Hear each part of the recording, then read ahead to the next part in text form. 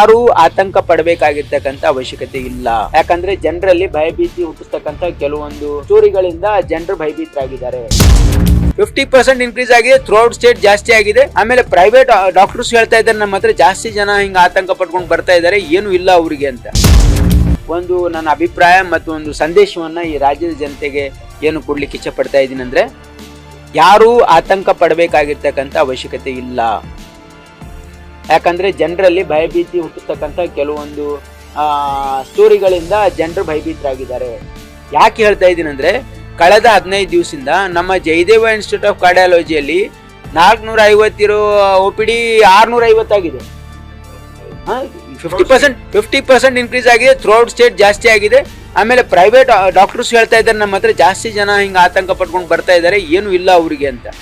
ದಯವಿಟ್ಟು ಒಂದು ಜನರಲ್ಲಿ ಏನು ತಪ್ಪು ಮಾಹಿತಿ ಹೋಗಿದೆ ಅಂದ್ರೆ, ಇದೇನು ಲಸಿಕೆಯಿಂದ ಲಿಂಕ್ ಆಗಿದೆ ಅಂತಕ್ಕಂಥದ್ದು ಏನೋ ಇತ್ತು. ಅದು ಇಲ್ಲಿವರೆಗೆ ICMR ಆಗಲಿ ಅನೇಕ ತಾಂತ್ರಿಕ ಸಮಿತಿಗಳಾಗಲಿ ಯಾವುದು ಇದಕ್ಕೆ ನಮ್ಮ ವ್ಯಾಕ್ಸಿನಿಗೆ ಇದಕ್ಕೆ ಏನು ಲಿಂಕ್ ಇಲ್ಲ ಅಂತಕ್ಕಂಥದ್ದು ಬಹಳ ಸ್ಪಷ್ಟವಾಗಿ ಹೇಳಿದ್ದಾರೆ. ಇಲ್ಲಿವರೆಗೆ ಯಾವುದು ಆ ರೀತಿ ಇಲ್ಲ, ಇನ್ನೂ ರಿಸರ್ಚ್ ನಡೀತಾ ಇದೆ.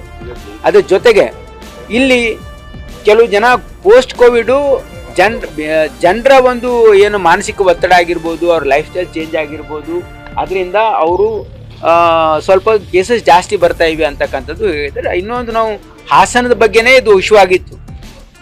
ಒಂದು ಕಮಿಟಿಯನ್ನು ಮಾಡಿದ್ದೀವಿ, ಎಲ್ಲ ಡೆತ್ಸ್ ಅನ್ನ ಅನಲೈಸ್ ಮಾಡಿ ನಮಗೆ ಒಂದು ರಿಪೋರ್ಟ್ ಕೊಡಕ್ಕೆ ಹೇಳಿದ್ದೀವಿ. ಅದು ನಡೀತಾ ಇದೆ.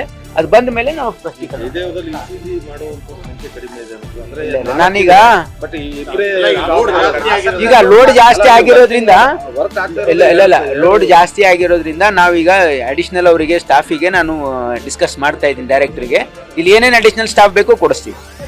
ಆಮೇಲೆ ಹಾಸನದೇನು ಕೇಸ್ ಇದೆಯಲ್ಲ, ಅಲ್ಲಿ ನಾವು ಸ್ಪೆಸಿಫಿಕ್ ಆಗಿ ನಮ್ಮ ಜಯದೇವ ಡೈರೆಕ್ಟರ್ಗೂ ಒಂದು ಇನ್ಸ್ಟ್ರಕ್ಷನ್ ಕೊಟ್ಟಿದ್ದೀವಿ.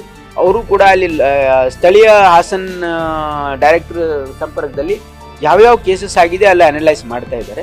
ಅದರೆಲ್ಲ ಬ್ಯಾಕ್ಗ್ರೌಂಡ್ ತೆಗೆದುಕೊಂಡು ನಾವು ಒಂದು ರಿಪೋರ್ಟ್ ಅನ್ನು ನೋಡಿ. ಒಂದು ನಿಮಗೆ ಸ್ಪಷ್ಟವಾಗಿ ಹೇಳ್ತೀನಿ, ನಿಮ್ಮ ಜನರಲ್ಲಿ ತಪ್ಪು ಮಾಹಿತಿ ಹೋಗ್ಬೋದು. ಯಾವುದೇ ಮೆಡಿಕಲ್ ಕಾಲೇಜಲ್ಲಿ ಇದು ಕಾರ್ಡಿಯಾಲಜಿ ಸೂಪರ್ ಸ್ಪೆಷಲೈಸೇಷನ್, ಮೆಡಿಕಲ್ ಕಾಲೇಜಲ್ಲಿ ಕಾರ್ಡಿಯಾಲಜಿಸ್ಟ್ ಇರಲ್ಲ.